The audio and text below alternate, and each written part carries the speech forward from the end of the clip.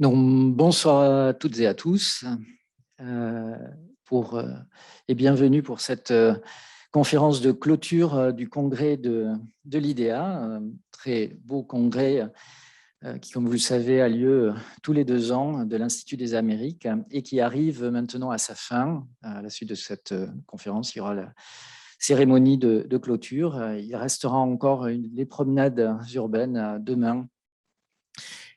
Alors, pour cette conférence de clôture,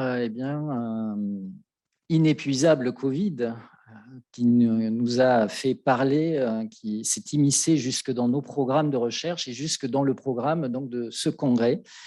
Il n'y a pas eu d'immunité ici, puisque chaque jour du congrès a eu sa réflexion sur le Covid, la Covid, comme vous voulez. Il y a eu une table ronde de mercredi, une séquence Joker hier, et donc aujourd'hui, cette conférence de clôture. Alors, avant d'aller plus loin, je tiens à remercier mon collègue géographe Benjamin Lizaniuk pour la préparation de cette conférence qui a été prise en charge par l'UMR Prodigue.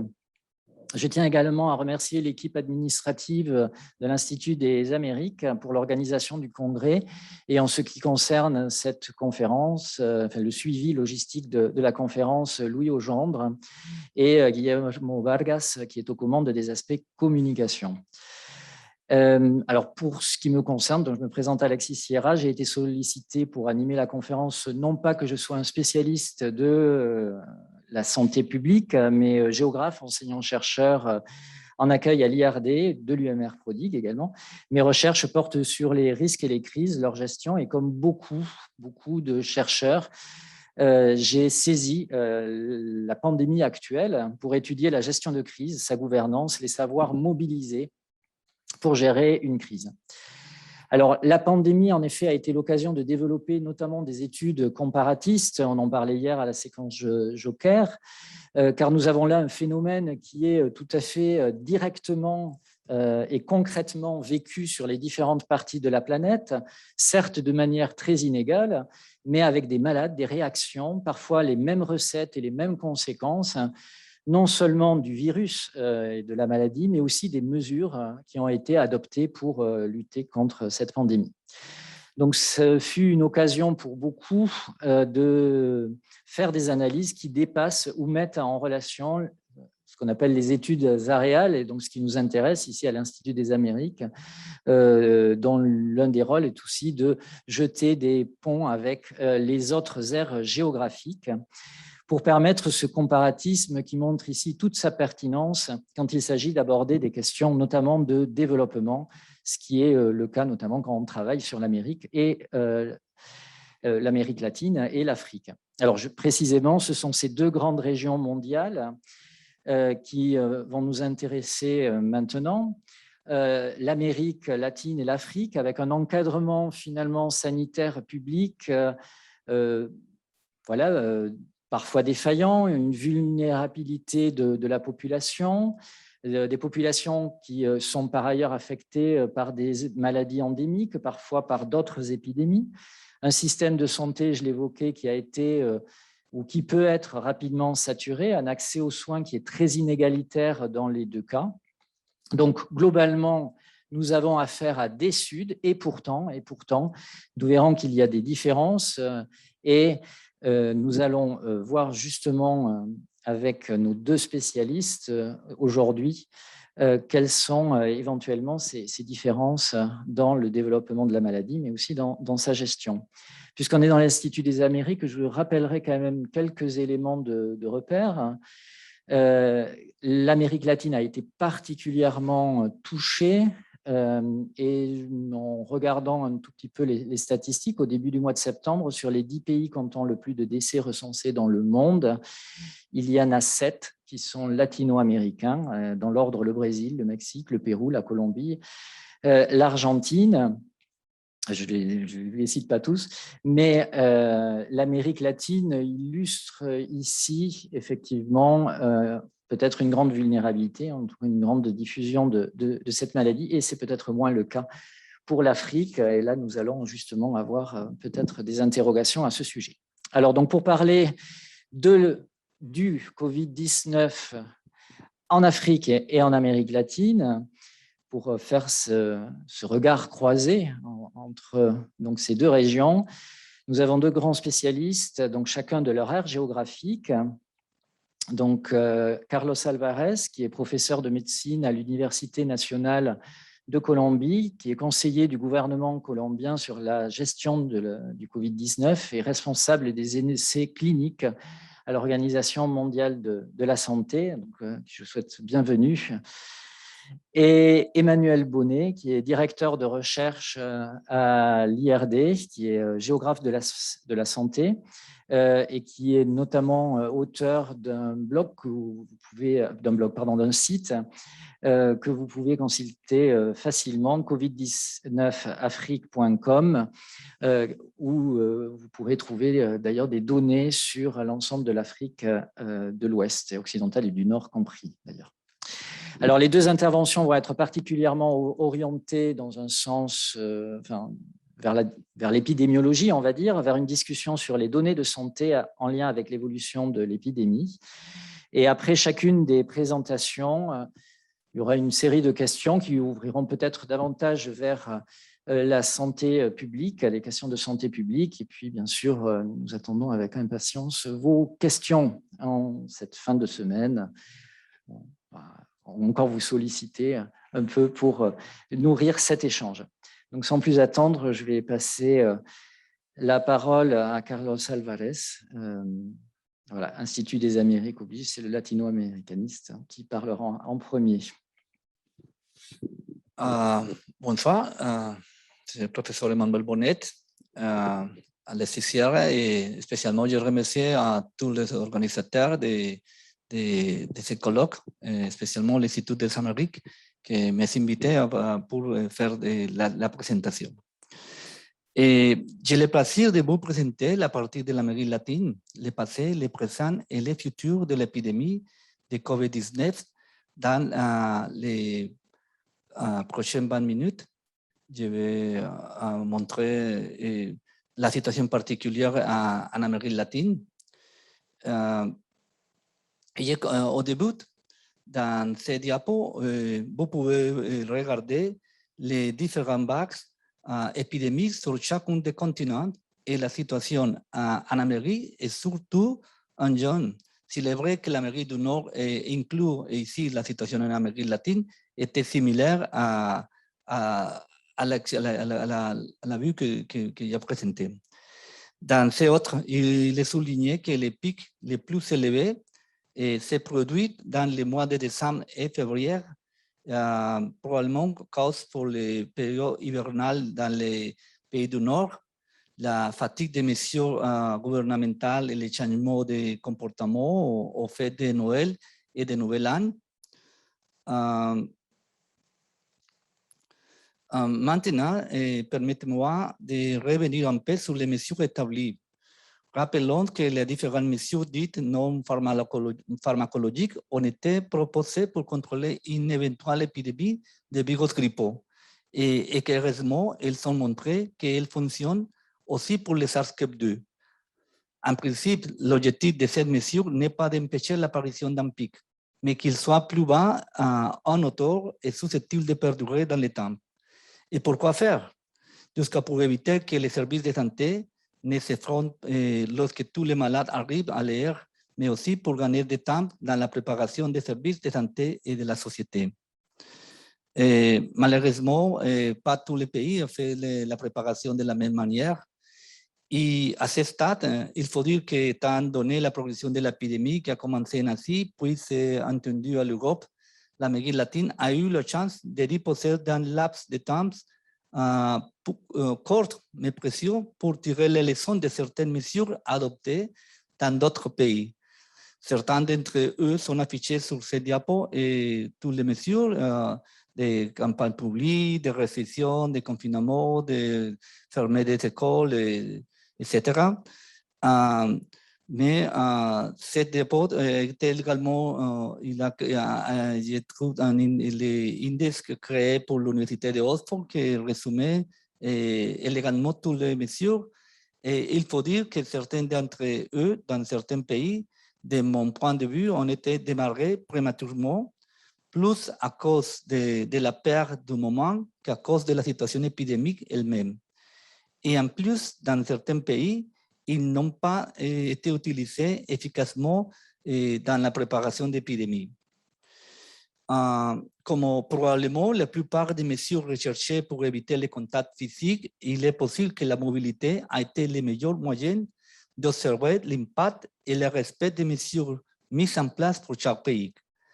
En principe, on peut constater une base marquée de mobilité, à l'exception de certains des domiciles avec la première confinement. Mais comme tu peux voir ici, par exemple, vous pouvez presque 80% pour l'Argentine, pour la Colombie, au Pérou, mais c'est moins pour au Mexique. Mais au fil des semaines, chaque pays assouplissait les mesures pour de multiples raisons, notamment sociales, culturelles et économiques. Et cependant, dans le cas de Messi, comme nous le savons tous, c'était moins strict pour des raisons politiques. Justement, au début, c'est 60% de diminution et après, rapidement, on montait à un niveau avant de la pandémie. Mais c'est au Brésil que l'effet politique et surtout le faux message du président lui-même, à mon avis, ont fait que les mesures établies ont moins d'effet ou que leur mise en œuvre a été plus difficile à réaliser. Si on a fait apparemment c'est pareil, mais ce n'est pas pareil, le pourcentage de diminution de la mobilité et la rapidité qui montre rapidement presque à 400 mois après, il est presque de mobilité qu'avant de la pandémie. Cependant, les résultats des interventions réalisées, l'intensité des mesures et l'impact de chacun d'entre elles se reflètent dans les différentes formes de courbes dans chaque pays. Par exemple, on peut voir ici comment la première vague épidémie a eu lieu plus tôt au Brésil et au Mexique et quoi ont pris les mesures les moins exigeantes dans toute l'Amérique latine. Et dans le cas de la Colombie, sur ce diapo, nous pouvons regarder dans la chronologie les débuts ou les changements de mesures non pharmacologiques et leur impact sur la courbe épidémique. Comme prévu, les premières mesures ont réussi à faire passer les premières vagues d'avril à juillet. Et pour le modèle mathématique, on a atteint la première vague ici rapidement, mais avec les mesures, on a dû passer d'avril jusqu'à juillet. Mais il est important de noter qu'à cette époque, la Colombie a pu doubler sa capacité de service de réanimation et adapter les techniques de biologie moléculaire à des régions éloignées du pays. Et cette période était fondamentale. Mais les mesures ont été adoptées et adaptées sur la base des modèles mathématiques issus de l'académie. Après cela, contrairement aux pays européens, il a fallu assouplir les mesures compte tenu de l'impossibilité de pérenniser économiquement la situation de nombreuses familles qui n'ont pas d'emploi formel. En général, les gouvernements de l'Amérique latine apportaient des contributions en subventions pour la population, mais elles n'étaient pas vraiment suffisantes pour les besoins de celle-ci. Enfin, nous voyons ici comment également pour des raisons culturelles et sociales, la fin de l'année, la population a diminué des mesures et rapidement augmenté la deuxième vague. En tout cas, l'effet de les mesures dans le temps peuvent se refléter, de mon point de vue, dans trois grands indicateurs. Le nombre de cumulés de cas et de décès ajustés par million d'habitants et la surmortalité. Vous pouvez voir ici le nombre de cas confirmés par million dans chaque pays. Il ne s'agit pas de comparer strictement car il peut y avoir des différences dans les registres et dans le nombre de tests diagnostiques effectués pour chaque pays. Par exemple, regardez ce nombre de cas extraordinairement bas au Mexique qui pourrait montrer une bonne gestion de la pandémie. mais quand on voit le nombre de tests diagnostiques effectués, cela s'explique mieux. Et dans cette autre figure, la réalité est plus dure, dans laquelle la mortalité ajustée par million d'habitants dans chaque pays est visualisée, et nous voyons ici que malheureusement toute la région a été touchée de la même manière, à l'exception de certains pays dans lesquels l'information est peu fiable. C'est le temps pour montrer la vraie réalité. J'ai souligné ici la triste situation du Pérou, jusqu'à le présent le pays le plus touché de la pandémie au monde. Cela pourrait s'expliquer par de mauvaises décisions prises au départ pour contrôler la pandémie, les conditions de base de la population en général et surtout un système de santé avec de nombreuses difficultés et beaucoup de débourses non remboursables pour la population. Et encore, le Mexique en chiffre bas, mais cela s'explique probablement parce qu'il s'agit de cas bien diagnostiqués confirmés. C'est ça que ici vous regardez que le nombre de tests de diagnostic effectués au Mexique pour COVID-19 est très faible, ce qui peut expliquer les résultats des diapos précédents. Mais les pays qui ont probablement développé rapidement les capacités de diagnostic étaient probablement le Chili, la Colombie et l'Argentine. Pourtant, il faut dire que même dans ces trois pays, il y avait des problèmes de timing en talus d'Achille pour la recherche de contacts. Ça veut dire le tracing de contacts. Et enfin, cet indicateur, à mon avis, est peut-être celui qui évalue vraiment l'impact de la pandémie. C'est l'excès de mortalité. Pour les non-experts, il décrit simplement le nombre de personnes décédées chaque semaine et les compare à l'histoire des 5 dernières années. Dans cet exemple, l'impact de la pandémie au Pérou, l'Équateur, et le Mexique et au Pérou, et aussi en Colombie, est déjà évident. Et on espère que dans les prochains 6 mois, on peut obtenir vraiment les résultats de cet indicateur. Cependant, si de nombreuses mesures prises en Amérique latine sont similaires à celles appliquées ailleurs, et différentes en termes de mortalité dans la région. Déjà commenté précédemment dans les difficultés pour le diagnostic, et cela pourrait aussi expliquer les difficultés pour l'accès adéquat au système de santé. Et bien sûr, dans ces publications, par exemple, nous montrons, par exemple, que malgré l'utilisation de traitements tels que les stéroïdes, le pourcentage de survie est plus faible en fonction des niveaux économiques de différents pays, bien qu'il soit évident au moyen d'un modèle mathématique, il peut être facilement expliqué parce qu'il y a des problèmes aussi de c'est pas justement le traitement, le médicament, mais aussi des services de soins. Et c'est ça en réalité, est-ce que aussi un accès adéquat de soins de bonne qualité et ajouté aux problèmes historiques de soins dans les zones rurales, l'accès aux fournitures de base telles que les masques réactifs pour le diagnostic, les médicaments et les technologies ont été limitées par la difficulté d'importer des produits de Chine, de l'Inde, de l'Europe et aux États-Unis. C'est ça que la dépendance dans toute la région est devenue évidente et se manifeste maintenant dans l'approvisionnement en vaccins. Par exemple, au début de l'épidémie, c'est pas facile d'obtenir des masques, mais après, c'est compliqué d'obtenir des réactifs pour faire le diagnostic, pour la biologie moléculaire. Et après, il y a des problèmes pour les traitements. Et en plus, il y a des problèmes pour les vaccins en ce moment, par exemple. Enfin, dans les minutes qui restent, je parlerai de ce à qui nous pouvons nous attendre dans un avenir proche. Pour cela, il est important de souligner que les courbes épidémiques du Covid sont le reflet de 4 facteurs clés. Celui du virus lui-même, sa capacité de transmission, sa capacité et son de contagion. Cela peut être la circulation d'une nouvelle variante comme la Delta, dont on sait qu'il n'y a plus grande capacité de contagio, par exemple. La deuxième grand facteur que nous pouvons résumer comme c'est associé à l'environnement, que nous connaissons toujours déjà comme l'humidité et surtout c'est associé à la ventilation.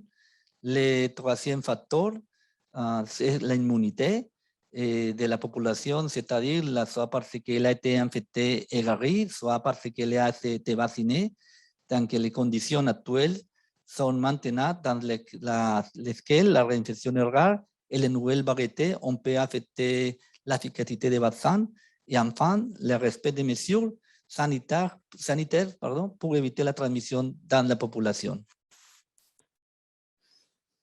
Dans cette diapo, nous pouvons voir comment dans la région latino-américaine, les variants qualifiés d'inquiétants pour l'Organisation mondiale de la santé, essentiellement en raison de leur grande capacité de contagion, ont circulé et continuent de circuler à l'Amérique latine. Et aussi, pour cette raison, l'immunité acquise naturellement est déjà importante, ce qui pourrait expliquer que malgré un taux de vaccination pas si élevé et des mesures sanitaires plus souples, il y a actuellement une diminution des cas dans la plupart des pays de la région. Aux données de cette diapo, il faut ajouter l'impact de la troisième vague qui a été importante dans la plupart des pays les plus peuplés. Donc, déjà, l'immunité dérivée de l'infection naturelle en général est haute à toute la région de l'Amérique latine. Et ce qui concerne la vaccination dans une même région, il existe une différence dans le taux de vaccination essentiellement due à l'accès à celle-ci de la taille de la population. Il faut dire qu'une fois de plus, la région est dépendante de l'importation, à l'exception du Brésil, qui actuellement participe à l'étape de fill and finish et apparemment dans quelques semaines de Mexique et de l'Argentine. Mais il convient de dire que plusieurs pays avaient la capacité de produire des vaccins, mais pour des raisons de marché, ils ont cessé de produire et maintenant, il est à nouveau nécessaire de reprendre les capacités de production. En général, les plus grands pays ont complètement vacciné entre 40 et 50% de leur population. La principale raison de ne pas avoir avancé davantage est l'approvisionnement en vaccins. L'autre facteur est le respect des mesures sanitaires. Comme il y a moins de cas que la population vaccinée augmente, il y a un phénomène paradoxal. Il est de plus en plus difficile de maintenir des mesures sanitaires. Cela rend une quatrième vague possible dans certains pays, en particulier dans la région où il existe encore une population sensible. Et enfin, dans ce diapo, je résume les principaux défis que nous avons dans le monde et évidemment dans la région. Je crois que c'est pour discuter l'efficacité des vaccins dans le temps, si c'est 1, 200, 300 ou toute la vie. 300, 400 doses, c'est nécessaire. Plus infodémie, on a des problèmes avec l'infodémie, avec les vaccinations et avec les traitements. C'est courant la discussion, spécialement à l'Amérique latine et aux États-Unis, de la chloroquine, ici en France aussi, mais c'est l'ivermectine. Les symptômes prolongés ou des cures de la COVID-19, qu'on appelle les post-COVID, symptômes prolongés ou des cures des médicaments ambulatoires. Et maintenant, il n'y a pas vraiment de médicaments qu'on peut utiliser pour les patients ambulatoires. Et on doit travailler beaucoup sur comment on peut casser les chaînes de transmission de la COVID. C'est un problème important parce que c'est pour les systèmes, par exemple, comme ici, les tracing, on peut implémenter dans les pays de l'Amérique latine, mais il y a plus la population n'est pas d'accord avec ça parce qu'il n'y a pas de confiance dans le gouvernement. C'est un problème important pour l'implémentation.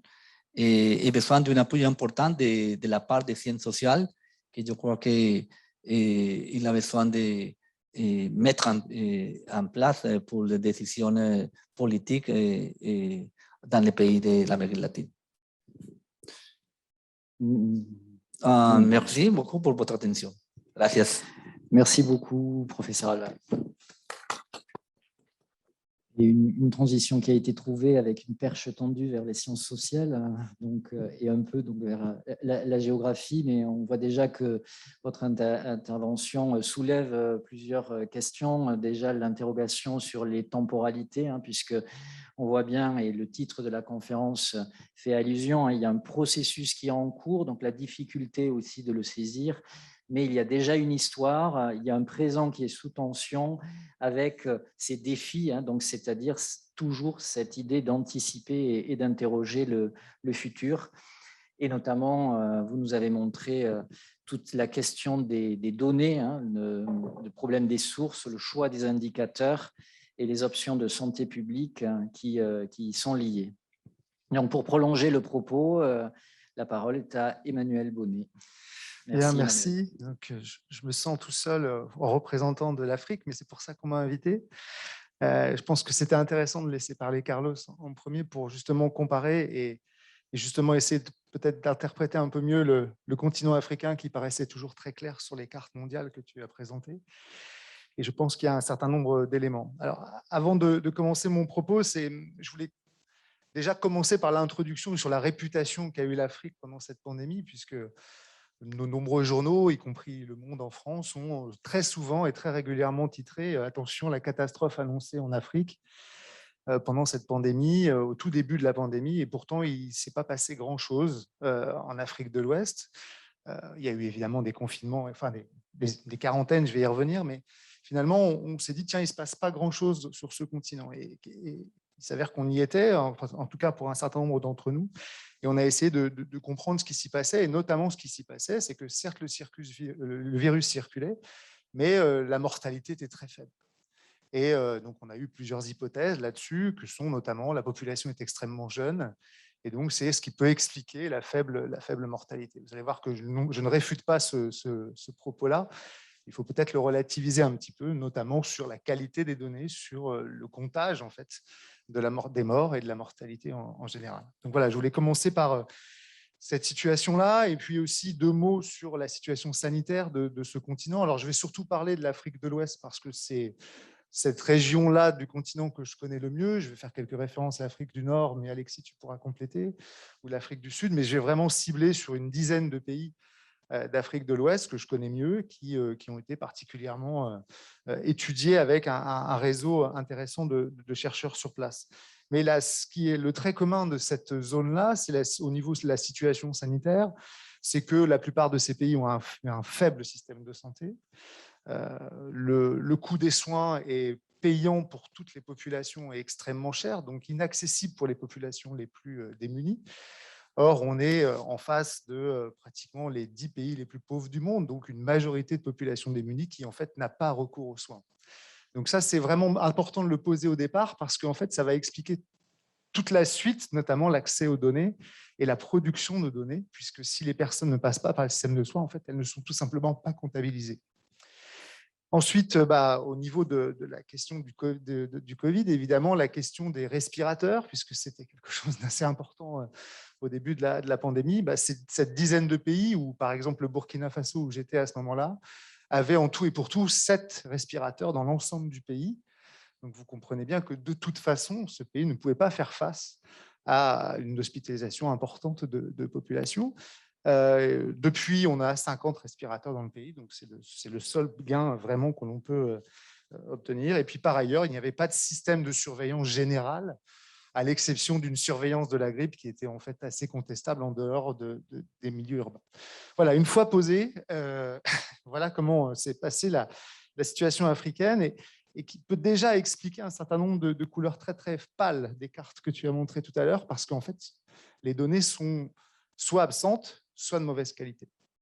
Alors justement, par rapport à ça, ce qu'on a essayé de faire avec un certain nombre de chercheurs qui étaient en affectation et en expatriation dans ces pays, plus nos partenaires académiques des différents pays d'Afrique de l'Ouest et d'Afrique en général, on a monté un site internet pour essayer de collecter ces données, mais non plus par rapport aux données qui étaient diffusées au niveau mondial, comme le célèbre John Hopkins que vous connaissez tous, mais en allant chercher les données au plus près des ministères pour essayer de rassembler toutes ces informations. Et c'était un travail collectif, je dirais même presque communautaire, qui a été vraiment très intéressant, à la fois pour collecter les données sur les cas, sur les morts, enfin les morts officielles en tout cas, mais aussi un certain nombre d'éléments sur le contexte de l'épidémie, notamment les mesures gouvernementales, les plans de riposte, la composition des comités de lutte contre la Covid. C'est extrêmement important d'aller regarder comment c'est composé, si c'est composé d'équipes internationales ou locales, et si c'est local, qui est dans les comités locaux.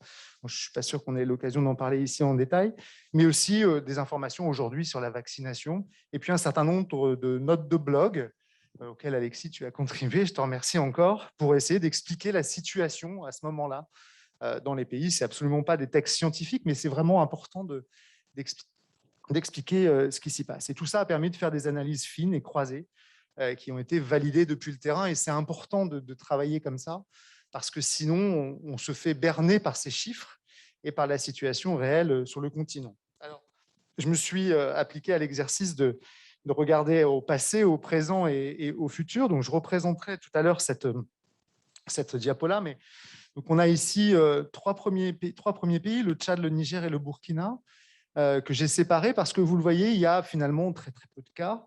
Et on a simplement une première vague, c'est le début de l'épidémie en mars 2020. Et après, et puis ensuite une seconde vague qu'on a obtenue plutôt en fin d'année 2020. La troisième, j'y reviendrai tout à l'heure. Et puis ensuite, on a une autre catégorie de pays que sont le Bénin, la Côte d'Ivoire, la Guinée et le Sénégal, où là, on a clairement des vagues plus importantes en termes de quantité de nombre de cas détectés, mais aussi on aperçoit la fameuse troisième vague sur laquelle je vais revenir tout à l'heure. Et puis entre deux, on a un pays intermédiaire qui, a priori, on y voit 3 vagues, mais les quantités en fait, de nombre de personnes touchées sont assez faibles. C'est-à-dire que les pics que vous voyez ici, c'est 250 personnes par jour sur l'ensemble du pays. Donc vous comprenez bien qu'on est sur des dimensions qui sont incomparables avec ce que vient de nous présenter Carlos. Le Mali est un peu particulier, j'essaierai d'y revenir tout à l'heure. Alors, les critères, je l'ai déjà dit, c'est la population jeune, une réaction rapide. Ça, c'est probablement un des critères qui est vraiment juste. Si on prend l'exemple du Burkina, il y avait les premières mesures gouvernementales qui étaient prises avant même que le premier cas soit détecté dans le pays. Donc ça, c'est vraiment typiquement un comportement de ces pays africains qui ont eu à lutter contre Ebola, contre des tas de grandes épidémies. Et ils savent réagir très, très vite et ils l'ont mis en place. Donc ça, c'est vraiment observé dans un très grand nombre de pays. Et on peut imaginer que le tout début de cette vague épidémique qui soit ralentie, enfin faible par rapport à d'autres pays, s'explique en partie par cette réaction rapide. Et puis, il y a eu cette théorie, que je ne suis pas infectiologue, donc je ne m'amuserai pas à la commenter, mais je dois la citer, cette théorie de l'immunité croisée, puisque généralement, au mois de janvier-février, en Afrique de l'Ouest, il y a ce qu'on appelle une grippe, et qui en fait sont des coronavirus. Alors, pas le SARS-CoV-2, mais sont des coronavirus. Et donc, l'Institut Pasteur de Dakar, notamment, est toujours en train de mener des analyses, mais les premiers résultats montraient une forme d'immunité croisée avec ces coronavirus. Bon, depuis, ça n'a pas été publié, mais voilà, je me dois de le préciser quand même. Alors, ces mesures, elles sont très différentes selon les pays du continent, notamment le confinement n'a pas été du tout généralisé sur le continent. Il y a eu des confinements en Tunisie, il y a eu des confinements en Afrique du Sud, mais par exemple, en Afrique de l'Ouest, on n'a pas eu de confinement. On a eu quelques quarantaines de villes dans lesquelles, en fait, on n'avait pas le droit de sortir de la ville, mais à l'intérieur de cette ville, tout fonctionnait complètement normalement. Donc, c'était juste pour casser les échanges à l'intérieur des pays. Notamment, c'était le cas de tous les pays dont je viens de vous parler d'Afrique de l'Ouest. Ce qui est commun également, par contre, je voulais dire, ce sont les couvre-feux, les fermetures de frontières, les fermetures des écoles, les bars, les restaurants, et commun à la majorité de tous ces pays dans l'ensemble du continent. Alors évidemment, ça a posé des tas de problèmes parce que le couvre-feu, notamment, est une mesure qui est très souvent employée dans les pays d'Afrique de l'Ouest, mais pas pour les raisons sanitaires, mais plutôt pour les raisons sécuritaires. Et donc, on a eu des tas d'oppositions et des conflits sociaux très importants face à ces couvre-feux. Les populations ne les comprenaient pas et trouvaient que finalement, les États instrumentalisaient la pandémie pour réinstaurer ce couvre-feu. Il ne vous aura probablement pas échappé que le Mali, le Burkina, par exemple, ou le Niger sont des pays qui sont assez instables en ce moment, et notamment le Mali, qui avait eu plusieurs coups d'État. La mise en place des couvre-feux était un petit peu interprétée par les populations, pas de la manière dont il fallait, c'est-à-dire pour lutter contre la pandémie. Et puis, la promotion des gestes barrières, elle a été inégalement impliquée, plutôt, alors là, c'est à l'intérieur des pays. Ce qu'on observe, c'est que sur les 6-7 pays dont je vous parlais tout à l'heure, on a plutôt un respect et une promotion des gestes barrières qu'on observe dans les capitales essentiellement. Dès qu'on sort de la ville et dès qu'on sort même des quartiers centraux, on se rend compte que le port du masque, le lavage des mains est quasi absent et pas du tout respecté par les populations. Alors, voilà, vous voyez, je vais pas détailler tout le tableau, là, mais une réponse qui a été rapide et forte, comme je vous le disais tout à l'heure, sur les pays qu'on a particulièrement observés. Vous voyez qu'au Bénin et au Burkina, les premières mesures 1er et 3 mars, alors que les premiers cas sont le 16 et le 9 mars. Donc, une véritable anticipation. Ça a commencé par les contrôles de température au Bénin, mais aussi au Burkina par l'interdiction d'événements nationaux et internationaux, et très, très vite, je crois, dès le 5 mars, la fermeture des écoles, etc. On a eu des réactions différentes ailleurs sur d'autres pays. Ce qui était important de comprendre aussi, c'est qu'on était à 3 mois du Ramadan à ce moment-là, donc les fêtes associées au Ramadan posaient problème, notamment sur les lieux de culte. Et on a tous redouté cette ouverture, cet arrêt des mesures de rassemblement au moment de la fête de la rupture du jeûne du Ramadan, en ayant peur de voir une vague. Et en fait, on n'a rien vu du tout. Et donc, pourquoi on n'a rien vu alors que les gens sont extrêmement rassemblés et que le virus circulait encore? Je vais essayer de vous donner quelques réponses tout à l'heure. Alors, aujourd'hui, voilà, qu'est-ce qu'il en est sur ce graphique-là? On voit l'ensemble des pays dont je parle, cumulés ensemble. On voit bien qu'il y a 3 vagues qui ne concernent pas tous les pays, comme je l'ai présenté en détail après, et je le représenterai à la diapo. Et on voit surtout une très, très grande différence sur les pays, avec, vous voyez ici en rouge, le Nigeria, qui arrive à un nombre de cas journaliers de 1500 cas. Là encore, c'est incomparable avec l'Amérique. Mais on voit la différence entre les 1500 cas du Nigeria et la dizaine de cas du Burkina quotidien, à peu près à la même période. Donc, évidemment, ça pose question. On se dit comment c'est possible de voir autant de différences. Et si on regarde ce genre de carte en calculant les taux d'attaque, par exemple, de la Covid sur ces pays, on voit bien que la zone sahélienne, qui se trouve ici au centre, mais aussi toute la zone centrale, elle est totalement faible en termes de taux d'attaque, alors que les autres pays voisins ont des scores plus élevés, relativement plus élevés, parce que si on comparait sur cette carte ici avec l'Afrique du Sud, par exemple, on verrait de très grandes différences. Donc, a priori, il n'y a aucune raison qu'il y ait une différence comme celle-là. Et donc, ça se traduit derrière par un nombre de cas qui est très différent. Également, on voit que la zone sahélienne a un nombre de cas très faible. Évidemment, des taux de létalité qui sont plus élevés parce que les populations sont elles aussi plus faibles. Mais on voit cette grande différence. Alors, pourquoi y a-t-il autant de différences? D'abord, peut-être par la manière de tester. Si on prend l'exemple du Burkina, en fait, il y a en tout et pour tout dans le pays 20 centres pour tester le Covid. Donc, c'est pratiquement impossible d'avoir une représentativité du nombre de cas. C'est essentiellement urbain. Et puis, le deuxième problème, c'est quand est-ce qu'on va se faire tester?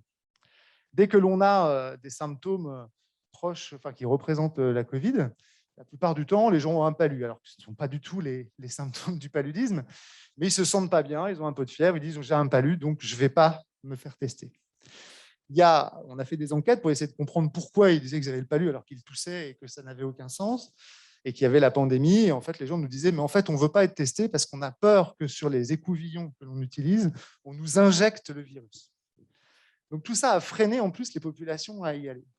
Le contact tracing est un concept totalement absent d'Afrique de l'Ouest.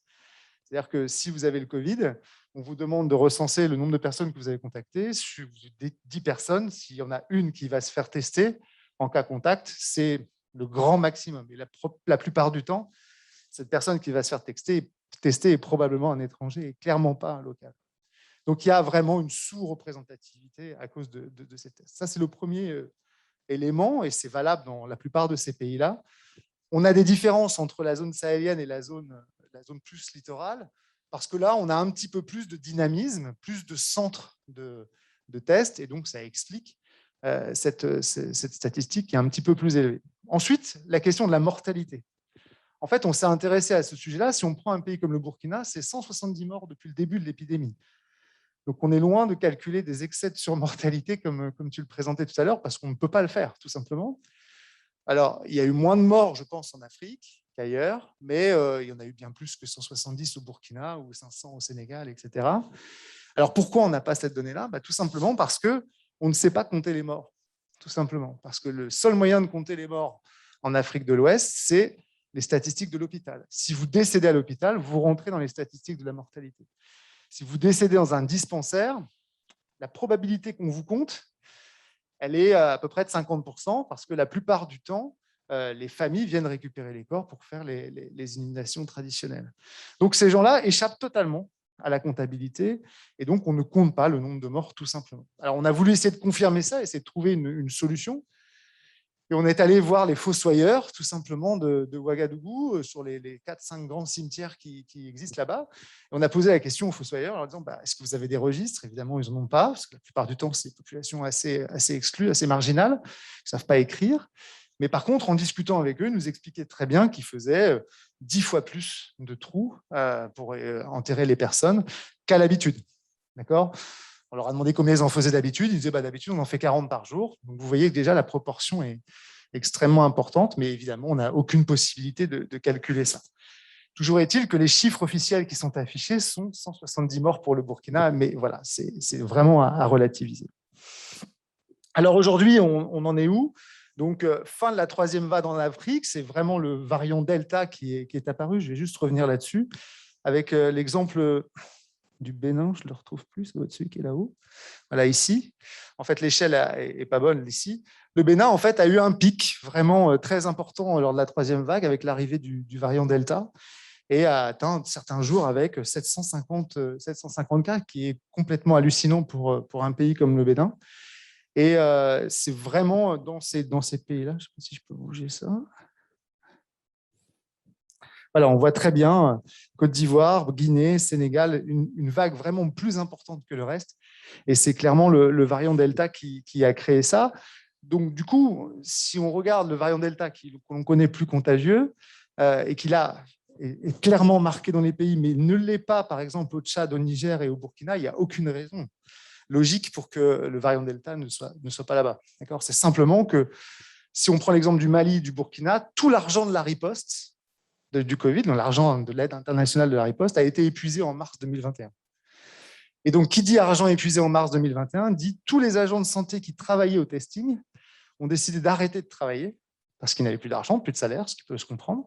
Et donc, du coup, qui dit arrêt du testing, dit arrêt des données, tout simplement. Et donc, pas de 3e vague sur les courbes, ce qui n'était pas le cas, par exemple, en Côte d'Ivoire, en Guinée et au Sénégal. Donc, les variants sont le variant Delta a touché l'Afrique, évidemment. On s'inquiète aujourd'hui en Afrique du Sud d'autres variants.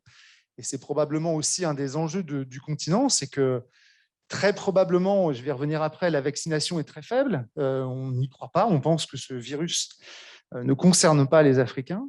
Et donc, la vaccination sera faible. Et donc, ce sera probablement un terrain à variants extrêmement important pour le futur. Et je leur dirai tout à l'heure. En termes de vaccination, c'est encore très faible. Il y avait un objectif par l'OMS qui était d'atteindre 10% de la population vaccinée dans les pays. Donc, vous voyez qu'on est quand même très, très loin des chiffres que Carlos présentait tout à l'heure. A priori, seuls les Seychelles, le Cap-Vert, l'Afrique du Sud, le Maroc, la Tunisie ont atteint avant fin septembre. Je ne sais pas si tu confirmes sur la Tunisie. Mais 8 pays sur 10 ne pourront pas atteindre cet objectif-là. Et on estime entre 3 et 4% le taux de vaccination sur le continent. Et vous voyez, par exemple, j'avais une réunion ce matin sur le Bénin. Il y a eu 300 000 doses qui ont été fournies par l'initiative COVAX. Ils n'arrivent toujours pas à les épuiser, en fait. Donc, on n'a vraiment pas du tout de niveau de vaccination dans les pays. Alors, moi aussi, j'ai pris une carte mondiale.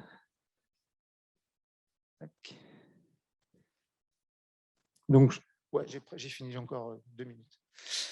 Donc là, on voit les cartes justement que présentait Carlos tout à l'heure, où on voit le continent africain qui est très, très faible. Alors là, pour le coup, c'est la seule carte qui est valable, puisque le taux de vaccination est effectivement très, très faible sur ce continent. Et donc, sur les autres cartes, on voit le nombre de personnes intégralement vaccinées rapportées à la population. Et on voit bien là encore cette grande inégalité sur le continent, pardon, avec une opposition Afrique du Nord, Afrique du Sud et puis tout le reste de l'Afrique. Alors, et demain, alors évidemment, je ne suis pas devin et c'est une épidémie qui nous a bien montré qu'elle était difficile à comprendre. Donc, je ne vais surtout pas m'avancer pour donner des pistes, mais c'est clair qu'en Afrique, ça a été peut-être encore plus compliqué. Je voulais juste terminer, en plus de la question de la vaccination que j'ai abordée, ou du variant ou des variants qui sont évoqués ici, en terminant sur les questions de séroprévalence. Parce que je vous ai dit tout le long de ma présentation que finalement, on ne testait pas, mais qu'on était convaincu que ça avait circulé. Et le seul moyen de vérifier si ça a circulé, ce sont ces fameuses études de séroprévalence qui sortent de jour en jour depuis un petit mois, que les États et les ministres essayent de nous interdire de diffuser. Mais là, j'ai le droit de parler, de toute façon, personne ne m'écoute vraiment en Afrique. Et donc, on a les premières statistiques qui sortent. Au Mali, on est à entre 50 et 70% de séroprévalence, donc de personnes qui ont déjà eu la Covid-19 sur le pays, alors que vous avez vu tout à l'heure qu'en fait, on a recensé en tout peut-être 5 000 ou 6 000 cas, et puis à peine 200 morts. 40% Madagascar, 50% République démocratique du Congo, et puis plus récemment, celle de Ouagadougou, qui est donc 65% pour le pays, mais 69% dans la capitale et 66% dans la deuxième ville du pays qui s'appelle Bobo-Dioulasso. Donc on est bien exactement dans ce qu'on avait pressenti, c'est que le virus a abondamment circulé, a probablement eu des conséquences moins graves sur la population, parce que s'il y avait eu un excès de mortalité, comme l'expliquait Carlos tout à l'heure, on l'aurait forcément vu, mais il y a eu un impact effectivement assez important sur ces différents pays, sans qu'on le sache vraiment. Voilà, j'ai terminé. Merci beaucoup, Emmanuel.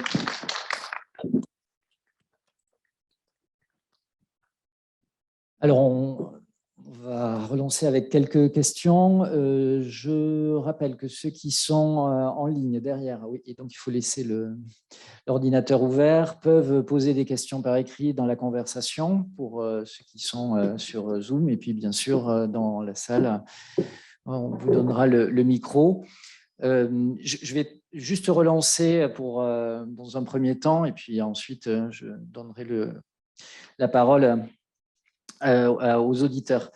Donc, on voit bien l'articulation que vous avez faite entre les données, le choix des indicateurs, la discussion sur les données et les options de santé publique, les politiques qui ont été décidées. Je reviendrai un peu là-dessus, Emmanuel, tu l'as évoqué, mais les décisions, elles se fondent ou au minimum, elles se justifient avec des données qui existent.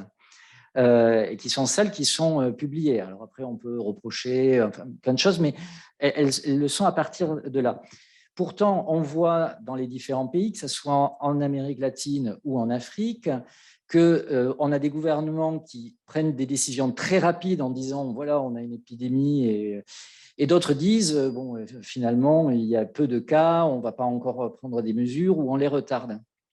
Et donc, comment vous voyez, vous, ces décalages qui existent? Comment vous comprenez à partir des données les réactions anticipées qui peuvent avoir lieu? Comment vous les expliquez? Ou au contraire, comment vous expliquez ceux qui ont retardé une prise de décision malgré de nombreux cas?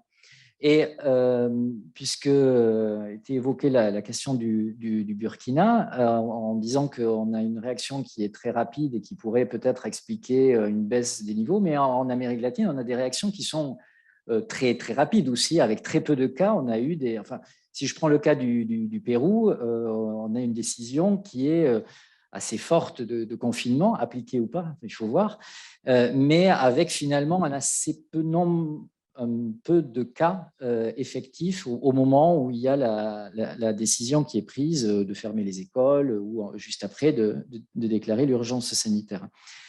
Donc, comment vous faites le lien effectivement entre la donnée qui existe, celle, voilà, même si elle n'est pas bonne, mais qui existe, et la décision, et puis plus largement, finalement, quels sont les indicateurs pour vous? Vous avez l'air de vous accorder sur un indicateur de surmortalité. Alors, il vaut pas, mais Si on compte mal les morts aujourd'hui, on les comptait peut-être mal aussi hier, donc on peut voir éventuellement l'évolution. Quels sont pour vous les indicateurs qui vous semblent justement pertinents pour asseoir une décision voilà, de santé publique? Je donne la parole, Carlos. Merci. Bon, je trouve que ta question est très intéressante.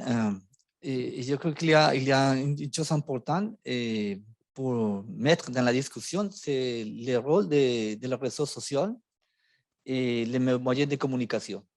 Parce que c'est rapide que s'il y a quelqu'un qui meurt à la Chine, rapidement arrive à les images et des mesures qui sont faites à la Chine ou à l'Europe, à quelques pays de l'Europe. Rapidement, la population a de peur de faire des mesures rapides. Et je trouve, par exemple, quelques pays de l'Amérique latine, inclus la Colombie, il y a beaucoup de pression de la population pour mettre des mesures de restriction, pas forcément par rapport au moment de l'épidémie. Il y a beaucoup de pression pour fermer des écoles, par exemple, ou de fermer des frontières rapidement. Et il y a aussi pour le confinement total du pays. Peut-être en ce moment, c'est dans les capitales, dans les grandes villes, c'est a besoin de faire quelques restrictions, mais au début, pas pour la campagne, par exemple. Mais après, c'est un peu compliqué parce que, par exemple, on a dans la discussion des décisions du pays, c'est facile à faire le confinement. Le problème est quand on sort du confinement.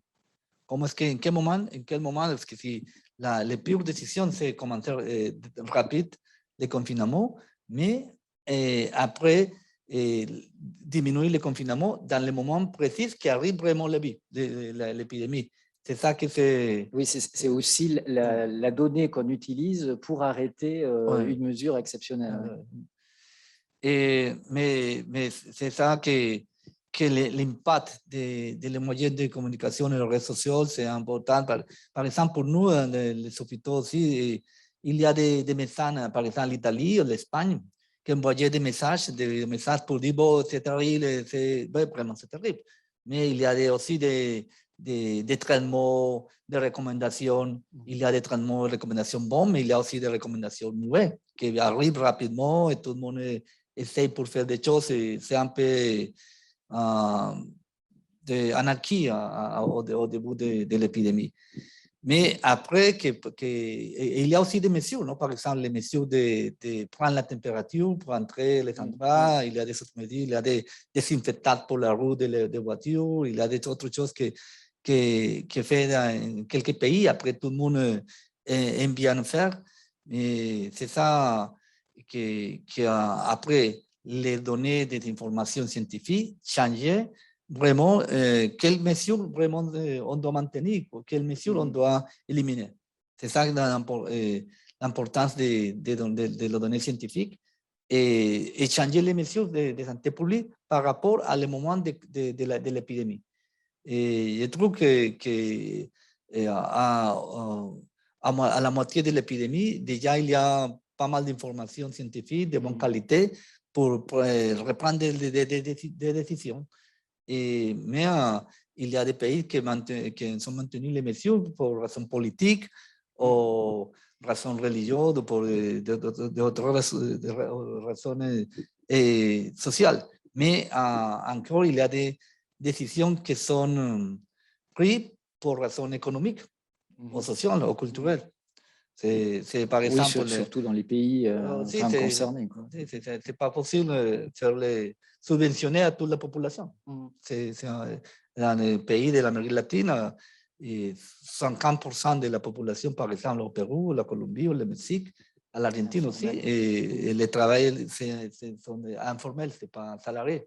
Et dans la personne, bon, je dois sortir pour travailler. Par exemple, pour le tracing, c'est très compliqué parce qu'on peut faire le tracing, mais personne n'est payé pour rester à la maison. Donc, bon, je dois faire rester 10 ou 14 jours qui va travailler si toute la famille reste à la maison. Oui, je pense que c'est un problème qu'on retrouve aussi en Afrique. Oui, c'est même dans le fameux lien données-mesures que tu évoquais tout à l'heure, typiquement la mesure qui a été dans toutes les enquêtes que l'on fait sur l'acceptation des mesures gouvernementales qu'on a fait au Bénin, au Burkina, au Sénégal et en Guinée, la mesure que tout le monde refuse, c'est la fermeture des marchés. Parce que c'est justement là où il y a tout le travail informel, c'est aussi là où les gens vont se nourrir, tout simplement. Et c'est vrai que ces pays-là ont fermé les marchés au tout début, avant même les premiers cas, et les populations ne comprenaient pas. Ils disaient, il n'y a personne, quand bien même les données soient fausses et mauvaises, et vous nous empêchez de travailler, vous nous empêchez de nous nourrir, et c'est de ça dont on va mourir et pas du Covid. Et donc, il y a eu vraiment des violences assez importantes dans ces marchés. Par rapport à ta première question, parce que je l'ai presque oublié, tu disais pourquoi l'anticipation, en fait, comment on peut expliquer ce décalage-là? Vraiment, je l'ai dit dans ma présentation tout à l'heure, mais ce qui est vraiment très particulier de l'Afrique, je pense, c'est cette préparation aux épidémies. Ils ont vraiment été capables de répondre massivement et rapidement à une épidémie comme Ebola, qui est autrement plus contagieuse et qui les a beaucoup plus inquiétés. Et à côté de ça, je pense que Covid, pour eux, c'est rien du tout, en fait. Et donc, c'est pour ça qu'ils réagissent très vite et c'est pour ça qu'ils sont très bons sur ce genre de démarche. En revanche, est-ce qu'il y a de l'anticipation? Je ne crois pas, parce qu'en fait, à mon sens, même les autorités n'y ont jamais cru. En fait. Donc, voilà, j'ai beaucoup moins de choses à dire en fait, sur ça. Et pour la deuxième partie de la question, des indicateurs, oui, je trouve que j'ai montré 3 indicateurs que c'est pour moi les meilleurs. C'est ça, le nombre de cas, les mortalités et le nombre de morts, des décès, mais ajusté par million d'habitants. Parce que si on montre, ça dépend la taille des pays. Mais au final, si, comme Emmanuel l'a montré, s'il n'y a pas les bonnes données pour les décès, pues on ne peut pas faire l'analyse de surmortalité.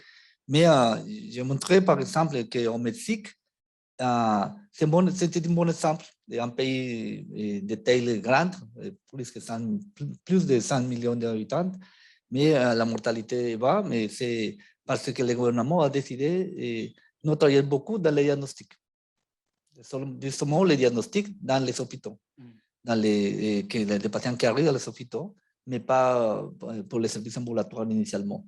Donc, les données des cas au Mexique, vraiment, vous avez vu la présentation, sont bas, mais ce n'est pas la réalité du Mexique.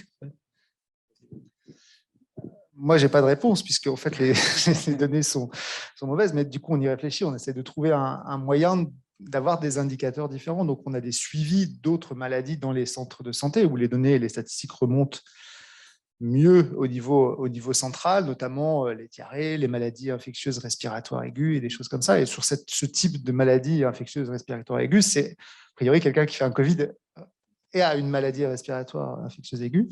Et donc, si on regarde les courbes justement de ces maladies respiratoires, on s'aperçoit qu'on a des pics et des surpics en fait par rapport aux années précédentes. Donc, ça exprime bien qu'a priori, le virus a circulé. Et donc, dans une des régions du Burkina, dans le sud-ouest du Burkina, vraiment très rurale, sur laquelle on fait vraiment beaucoup d'études en ce moment, on s'aperçoit qu'il y a vraiment un pic supérieur d'environ 20% quand même. Et pourtant, quand on regarde les statistiques sur les cas Covid recensés, il y en a eu un depuis le début de la pandémie, un seul. Donc, vous voyez bien que voilà. Donc, du coup, nous, on cherche plutôt ce qu'on appelle des proxys en statistique et en épidémio pour essayer d'interpréter quelles sont les vagues qui nous permettraient de trouver des indicateurs pour comprendre où l'épidémie a circulé. Mais ce qu'on va faire, c'est d'un point de vue rétrospectif, c'est les séroprévalences pour montrer que les virus ont circulé. Mais en termes d'indicateurs pour anticiper, en fait, on n'a pratiquement rien. Alors, est-ce que dans la salle, il y a des questions pour l'instant? Robert Boyer.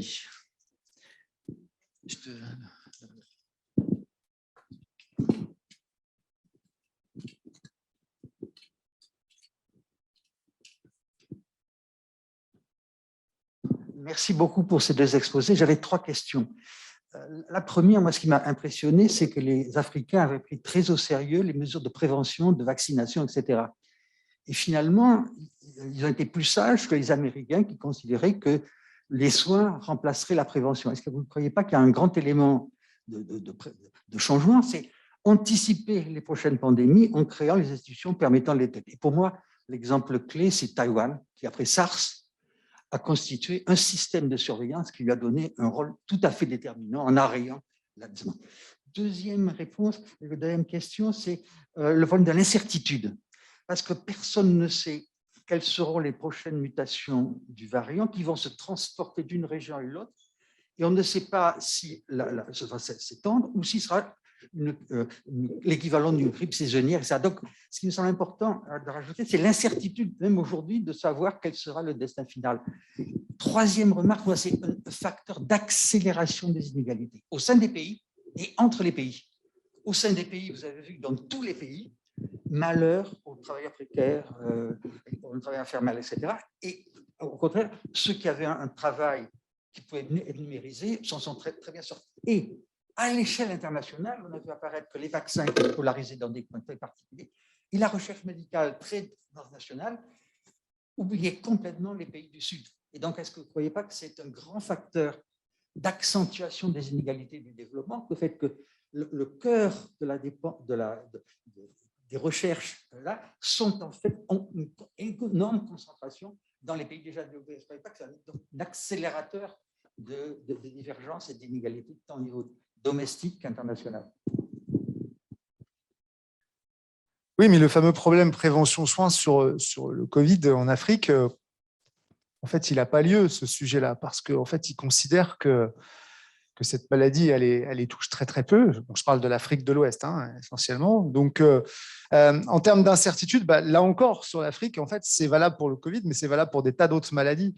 Ce qui se passe demain, on verra bien. C'est quand même clairement ce qui se dit tous les jours pour à peu près n'importe quel sujet. Et typiquement, je l'ai évoqué tout à l'heure, tout l'argent de la lutte contre le Covid, il y a des milliards de dollars qui sont arrivés dans ces pays-là, tout a été mangé en un an. D'accord ? On n'a pas eu du tout de logique de conserver de l'argent pour se dire, et si cette pandémie durait plus d'un an, ce qui est le cas, résultat, au bout de 12 mois, il n'y avait plus un centime. Et donc, ça a bloqué complètement. Donc, vous voyez, l'avenir, on ne sait pas trop et on verra bien. Et enfin, l'accélération des inégalités, là, oui, je suis complètement d'accord avec vous. Alors, entre les pays, évidemment, à l'intérieur des pays, qui est un sujet qui m'intéresse plus, justement, quand je parlais de la région à l'intérieur du Burkina sur laquelle on travaille sur une population spécifique qu'on appelle les indigents. Donc, c'est vraiment une population qui n'a rien à ceci près d'une sorte de toit, et à qui les voisins viennent donner un petit peu à manger. Mais vraiment, c'est des personnes qui n'ont plus de réseaux sociaux, plus de moyens de subsistance, plus rien. C'est vraiment une catégorie assez importante de la population qu'on estime environ à 20% d'un pays comme le Burkina ou le Mali, vous voyez, donc c'est extrêmement compliqué. Et nous, on a fait un travail avec eux sur leur recours aux soins depuis bien avant la pandémie, mais on a continué avec la pandémie. Et on a essayé de mesurer leur connaissance du Covid, ces fameuses analyses de connaissances, attitudes et pratiques que connaissent les épidémios. Là. On s'aperçoit que 30% d'entre eux avaient eu connaissance du Covid. Donc là, l'inégalité est quand même frappante, c'est-à-dire que tous les autres, la vie est normale en fait, et on continue de se comporter comme avant. Ce qu'ils ne comprenaient pas, c'est pourquoi les marchés étaient fermés, de fait, puisqu'ils n'étaient pas au courant en fait, des mesures. Par contre, eux, les marchés, c'était leur moyen de survie, quoi. Et la conséquence qu'on a vue en termes d'inégalité, c'est que leur recours aux soins a chuté de 20%. Donc déjà qu'ils y avaient peu accès, mais il y avait des programmes en fait, internationaux qui leur donnaient des soins gratuits, on s'est aperçu qu'ils y sont encore moins allés. En fait. Donc les inégalités se sont renforcées sur des populations marginales qui, en plus, n'étaient pas au courant de la Covid. Donc voilà, donc oui, c'est clairement un facteur de renforcement des inégalités, en tout cas dans ces zones rurales. Et je termine là-dessus, je pense qu'aujourd'hui, il y a plein d'études qui se font, en Afrique aussi, même s'il y a ce problème de données. Mais ce qu'on fait surtout en Afrique, c'est qu'on étudie les villes. Et c'est, à mon avis, un gros problème parce que dans les zones rurales, il s'est passé plein de choses, mais personne ne sait rien. Et typiquement, ces populations marginales, elles sont davantage ici. Et on aimerait mieux comprendre ce qui s'y passe. Voilà, j'ai juste fait un petit écart. Bon, je commence pour la dernière question, c'est plus facile. Je suis d'accord avec vous, les inégalités ont augmenté, non seulement dans les mêmes pays, mais aussi entre les pays. On a trouvé, par exemple, en l'Amérique latine, l'emploi a diminué, augmenté, l'emploi a diminué, les emplois ont augmenté en 10-20%. Et les petits commerces et entreprises sont fermés. Et donc, on commence à avoir moins de classe moyenne et plus de différence entre la pauvreté absolue et quelques riches des pays. En plus, la différence entre les pays riches et les pays moins développés s'augmente. Et il y a plus d'inégalités par rapport, par exemple, à l'accès de vaccins et la production de vaccins pour COVAX, non pas pour COVAX, pour envoyer par COVAX a été diminué et COVAX n'est pas pu arriver à donner les vaccins à le temps précis parce qu'il n'y a de vaccins pour COVAX. Les grandes entreprises de vaccins restaient les vaccins dans les pays producteurs, par exemple l'Inde ou même les États-Unis. Donc, ils justement donnent pour COVAX un pourcentage de 10-15%. Et c'est ça pour un problème d'inégalité, en plus pour faire des programmes de vaccination autour du monde. Et la première question, j'ai oublié. Sur la vaccination et les centres de vaccination. Okay. Oui, de prévention, vraiment, il y a, je crois, que des questions importantes pour les soins. Et je crois qu'il y a des stratégies pour les services les services de réanimation qui sont bien placés dans les pays riches, mais dans les pays moins développés, c'est un peu compliqué parce que c'est justement les respiratoires. Les respiratoires, c'est un problème, mais il y a des problèmes pour les professionnels de santé bien préparés. Et il y a aussi des problèmes pour les autres points de soins. Et en plus, comme j'ai montré dans la diapo, il n'y a pas de vraiment bonne qualité de service pour les patients ambulatoires. Il y a des limitations pour les soins. Et pour la prévention, je crois que la seule solution, c'est vraiment vacciner rapidement autour du monde pour diminuer l'apparition de nouvelles variantes, comme vous avez dit. Et c'est un problème. S'il y a une partie du monde, il n'y a pas vraiment de bons taux de vaccination, la possibilité qu'il apparaît une nouvelle variante, c'est possible. Et c'est ça, c'est un problème en ce moment. Je rebondirai juste sur la question des inégalités, parce qu'il y a des inégalités internationales, régionales, entre les régions et entre les systèmes de santé publics et privés. C'est-à-dire qu'on a vu aussi, on voit aussi ce qu'une action, là tout d'un coup, il y a des moyens qui sont débloqués pour une action d'urgence. Tu évoquais tout l'argent qui est dépensé en une année, les programmes qui arrivent, et on voit que cette pandémie a révélé effectivement l'état du système de santé. Est-ce que vous avez vu dans les différents pays que vous connaissez un début de changement dans l'investissement dans le système de santé public, j'entends, puisqu'on voit qu'effectivement, on a eu là pendant très longtemps dans beaucoup de pays, une réduction des moyens de ce système de santé qui fait qu'il ne peut pas faire face à une arrivée massive de malades, si ce n'est par ces actions d'urgence qui peuvent venir de l'étranger également. Alors, est-ce qu'il y a un début de programmes, soit nationaux, voire internationaux, visant non pas simplement à agir d'urgence, mais à se dire après, ou une fois la campagne de vaccination faite, il y a des programmes pour développer un système de soins, mais donc ici une politique de développement et pas simplement une action d'urgence.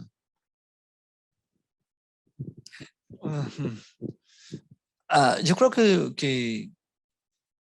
qu'il y a les deux. Il y a une situation d'urgence qui a préparé et rapidement des situations particulières. Par exemple, je peux dire les systèmes de surveillance améliorés beaucoup en Amérique latine.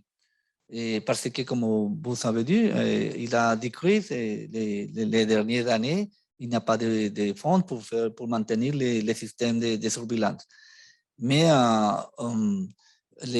par exemple, en Colombie, c'est important la biologie moléculaire, le système de la genomic sequencing pour les différentes régions du pays. Et aussi à l'Argentine, aussi à le Chili.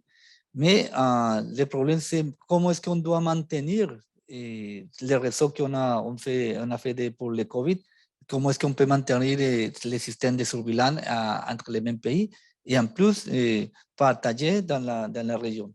Parce qu'il y a aussi pour différentes raisons politiques, par exemple la Colombie et la Venezuela, pour partager des informations, et aussi pour les autres pays. Qu'on peut maintenir ces réseaux de surveillance et les investissements que les gouvernements ont fait pour le COVID doit maintenir pour éviter de nouvelles épidémies. C'est ça les défis, à mon avis. Moi, je n'ai pas vraiment la réponse, honnêtement. La seule chose que je peux dire, c'est qu'ils se sont équipés, c'est-à-dire que l'aide internationale a permis de les équiper davantage pour faire des tests. Les analyses PCR, par exemple, il y a plus de matériel maintenant. Il y a des matériels au Bénin aussi pour faire des analyses encore plus poussées, pour du séquençage ou des choses comme ça. Donc, il y a du matériel qui est arrivé en plus, qui servira après. Pour le reste, je ne sais pas. Si on prend l'exemple du Burkina ou du Bénin, c'est un hôpital qui a été suréquipé pour accueillir les patients. Alors, celui du Bénin a été vraiment très occupé récemment, et puis même pendant tout le reste de la pandémie, mais au Burkina, les lits n'ont jamais été très, très occupés, en fait. Donc, non, je ne pense pas qu'il y ait d'effet, mais je n'ai pas d'exemple particulier. Pourtant, juste, le ministre dont je parlais tout à l'heure a vraiment se bouge, quoi. Hein, c'est-à-dire qu'il essaye, il communique énormément sur les réseaux sociaux pour dire venez vous faire vacciner, venez. Il essaye, mais pour autant, les gens ne viennent pas parce qu'ils ont toujours, en fait, dans l'esprit qu'aller à l'hôpital, c'est payé, en fait, et ils n'ont pas les moyens. Donc voilà, il ne faut pas oublier qu'on n'a pas tellement parlé de ça, mais c'est un sujet qui va venir en France bientôt, là où on dit que le fait de rendre les tests payants va avoir un impact en fait sur l'analyse du nombre de cas, puisque tant que ça va devenir payant, on va forcément moins tester. Mais c'est le cas en Afrique depuis le début, en fait. Donc les PCR sont tous payants, il n'y a que les antigéniques, par exemple au Burkina, qui sont gratuits, mais personne n'y va, donc on ne voit pas grand-chose. Ouais, c'est la même chose en Tunisie. Est-ce qu'il y a des questions à Evelyne Mesclier? Je disais parce qu'il faut, enfin voilà, c'est aussi les leçons que l'on tire de la situation actuelle pour l'avenir. Oui, bonsoir. En fait, j'ai un commentaire et puis une question, ou un commentaire-question et puis vraiment une question. Alors, le commentaire, c'est que je pense que pour les débuts de la pandémie, il faut aussi prendre en compte en fait les niveaux de mobilité au départ entre les pays qu'on étudie, parce que par exemple l'aéroport de Lima, alors je n'ai plus un chiffre en tête, mais je crois que c'était environ 40 millions de passagers par an. Abidjan, c'était 2 ou 3 millions de passagers par an. Donc, je pense que le virus est entré beaucoup plus rapidement là où on avait des grands aéroports. Et on parle toujours aussi du retour des gens qui sont employés, en particulier en Espagne, alors qu'il y a sans doute joué pour l'Équateur, et les gens ils sont venus passer leurs vacances d'été en janvier, février. Et donc, on peut penser qu'en fait, le virus était déjà très, très présent au moment où ont été prises les mesures. Pas tant parce que les mesures ont été prises plus tard qu'en Afrique, mais plutôt parce que le virus était plus présent que dans un certain nombre de pays d'Afrique en fonction de ces différences en fait, de connexion, en fait, tout simplement. Mais enfin, bon, c'est une hypothèse que je vous livre, mais qui me semble importante pour comprendre ce qui s'est passé au tout début de la pandémie. Et puis, j'avais une question un peu plus complexe, peut-être aussi, alors à la fois sur les réseaux de surveillance, Parce qu'en fait, on sait que, enfin, par exemple, nous, on a étudié les cas de l'Équateur et du Pérou sur les réseaux de surveillance. Donc, il y avait des réseaux d'infectiologues dans le pays qui faisaient de la surveillance. Mais apparemment, il y a eu une erreur. Alors, je demande son avis, en particulier à M. Alvarez.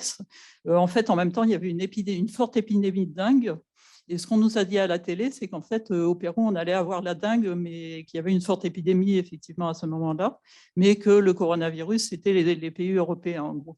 Et donc, est-ce qu'il n'y a pas eu la erreur humaine au niveau justement de cette surveillance des infectiologues?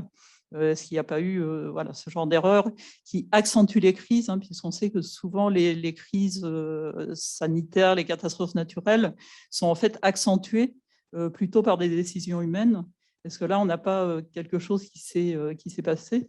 Alors, sachant aussi que l'Équateur et le Pérou, par exemple, avaient eu une forte épidémie de choléra au début des années 90, donc il y avait des réseaux de surveillance, il y avait une expérience des épidémies. Est-ce que ces réseaux d'infectiologues sont mauvais, plus mauvais qu'en Afrique? Comment vous interprétez du point de vue de cette surveillance, en fait, ce qui s'est passé? Voilà, merci.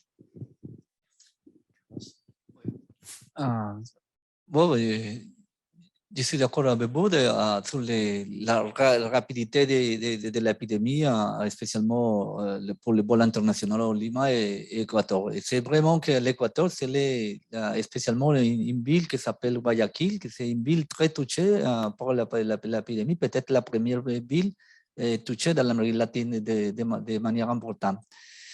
Et pour la question que vous posez, je crois que vraiment il y a un erreur humaine au début du management de l'épidémie au Pérou, spécialement parce que le gouvernement a pris la décision de faire pour les surveillances utiliser les tests, les dépistages sérologiques et en plus pour faire le tracing.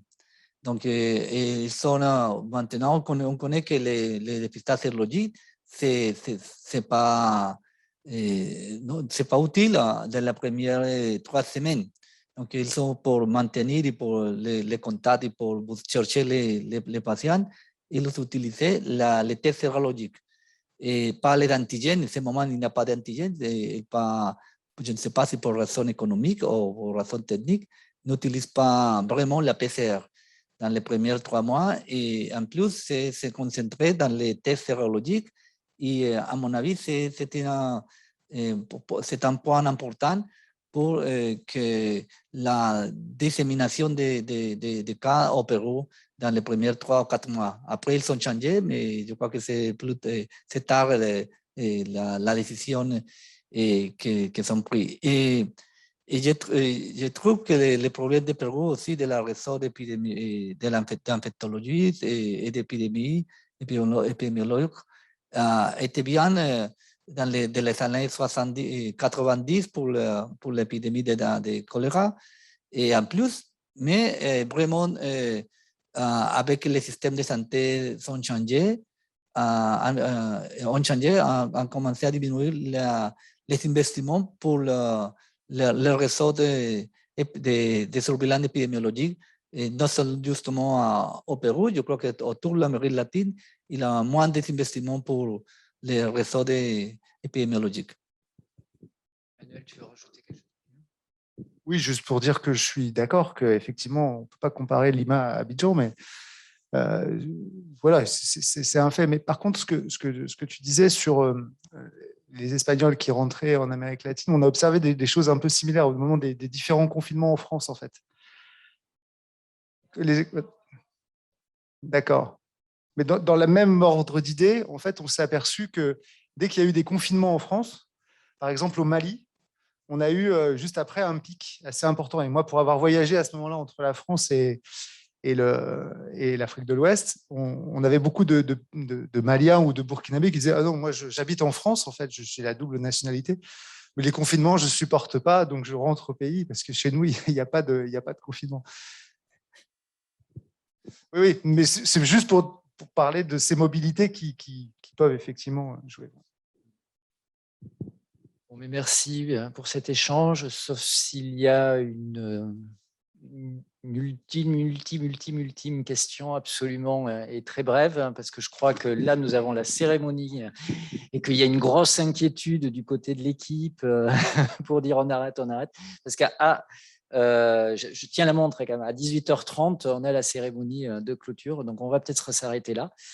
Et on remercie, un grand merci à nos deux intervenants, donc professeur Alvarez et à Emmanuel Bonnet pour être venu et intervenu et avoir fait ce regard croisé Afrique, Amérique latine. Et bonne fin de congrès à tous et bon week-end.